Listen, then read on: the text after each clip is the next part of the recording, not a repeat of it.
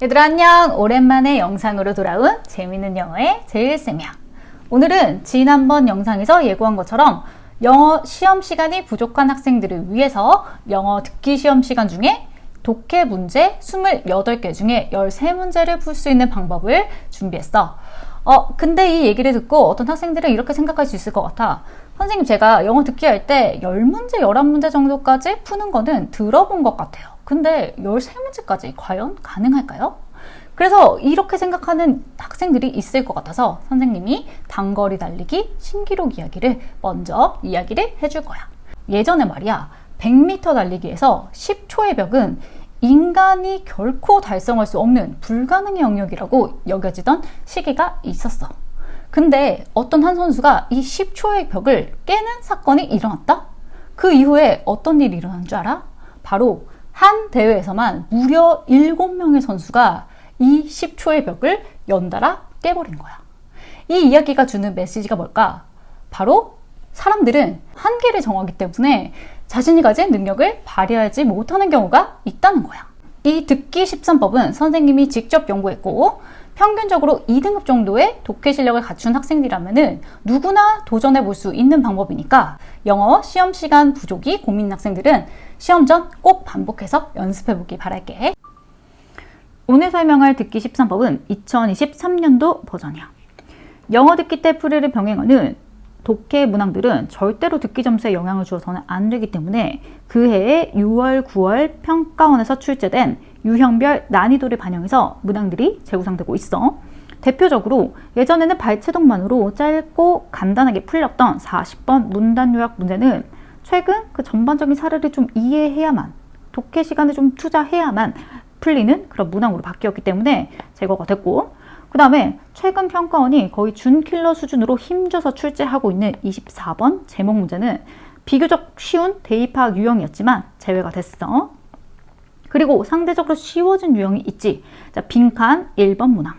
자, 이거는 거의 그 주제를 관통하는 단어 하나만 찾으면 될 정도로 난이도가 쉬워졌기 때문에 이 문항은 추가가 됐다. 이런 식으로 자, 내년에는 이 문항 구성이 바뀔 수 있다는 점 참고로 미리 말해줄게. 다음으로 듣기 13법 적용 대상 체크리스트를 선생님이 만들어 봤어. 첫 번째는 평소 영어 듣기를 거의 틀리지 않는 학생이어야만 해. 선생님, 근데 저는 영어 듣기가 좀 불안한데요? 그럼 어떡하냐면 영상 마지막에 이 학생들을 위한 듣기 학습법을 선생님이 설명해 줄 거야. 자, 두 번째와 세 번째. 나는 모의고사 풀 때 시간 부족으로 몇 문제 찍는다. 한두 문제 찍는다. 그럼 어떻게? 뭐 두 문제 2점짜리, 3점짜리 하면 5점이잖아. 그럼 이건 등급이 왔다 갔다 하는 점수거든. 근데 나는 영어 1등급을 꼭 받아야 하는 학생. 그런 학생들은 이 듣기 13법을 열심히 연습해 보기 바랄게.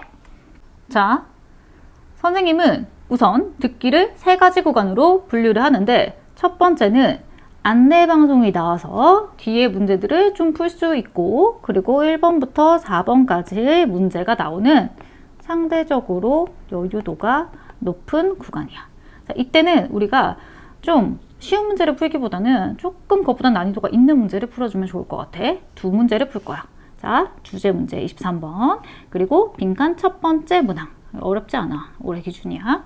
자, 이 문제를 풀어보기 바랄게. 그리고 참고로 1번부터 3번까지의 문항은 앞에 3문장에 답이 결정되는 경우가 많기 때문에 나머지 듣기 파일이 나오는 구간을 조금 더 문제 시간에 할애할 수 있고, 그리고 문제와 문제가 나오는 이 사이 구간까지 문항 풀이에 활용할 수 있기 때문에 충분히 가능하니까 한번 해보고. 다음은 두 번째 구간인데 5번 문제부터 1페이지가 끝나는 12번까지 구간이야.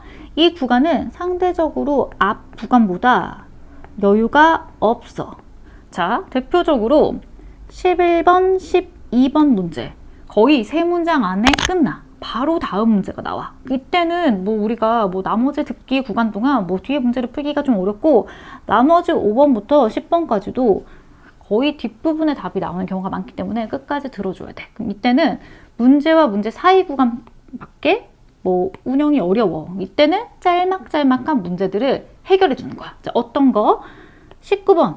자, 심경변화 문제. 첫 문장, 끝 문장 읽으면 답 나오지. 그 다음에 목적 문제. 뭐 전부 다 읽어야 되는 경우가 없진 않지만 대부분 이 중반부 이후에 답이 결정되는 경우가 많고 혹시 안 나오면 앞부분에 추가로 읽으면 되니까 끊어 읽기가 가능하단 말이지. 그리고 우리가 쉬운 문제 일치불일치 25번부터 28번까지 짤막짤막하게 풀면 되는 4가지 문제 총 6개를 이 구간에 해결해 보면 좋을 것 같아.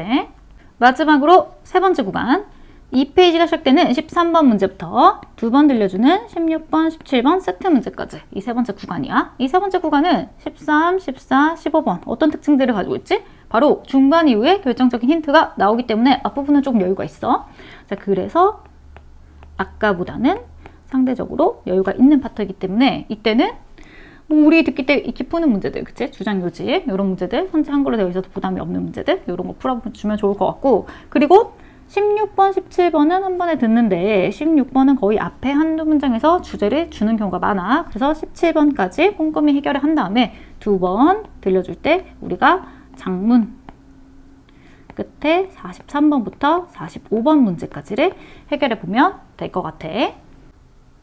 지금부터 가장 중요한 얘기를 할 거야. 자, 듣기 13법 적용 시 유의해야 하는 사항 3가지. 첫 번째, 반드시 평가원 기출로 5회분 이상 연습해본 후에 실전에서 사용한다.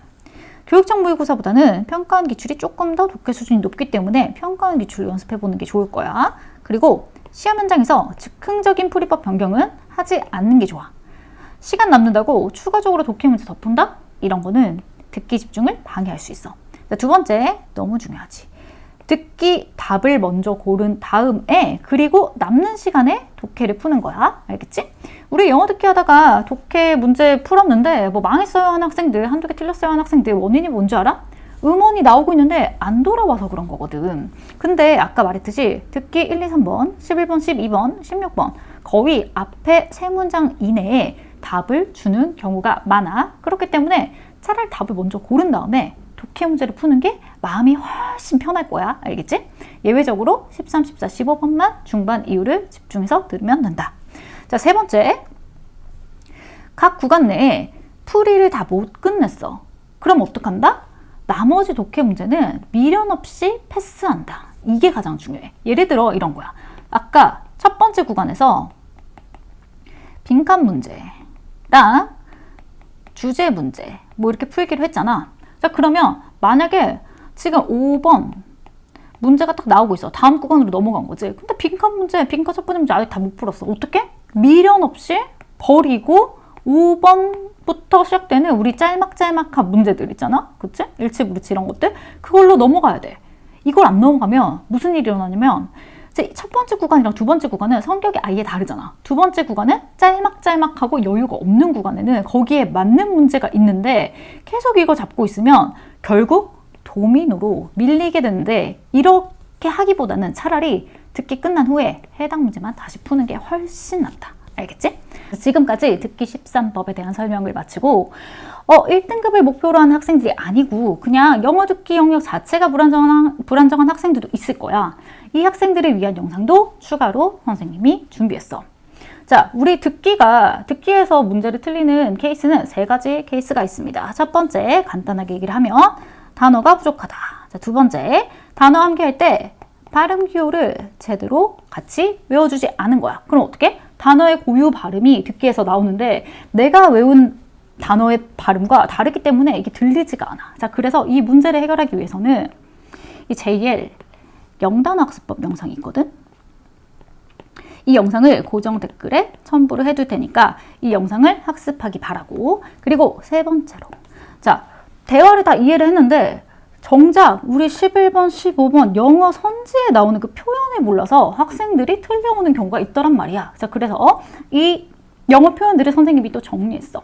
자, 6월, 9월 대수능에 나오는 3개년 기출문제 9회분의 사골처럼 반복해서 나오는 표현들, 이 필수 표현 45문장을 선생님이 짤막한 5분짜리 영상으로 압축해서 정리했으니까 이 영상을 구독, 알람 설정 후에 받아가길 바랄게.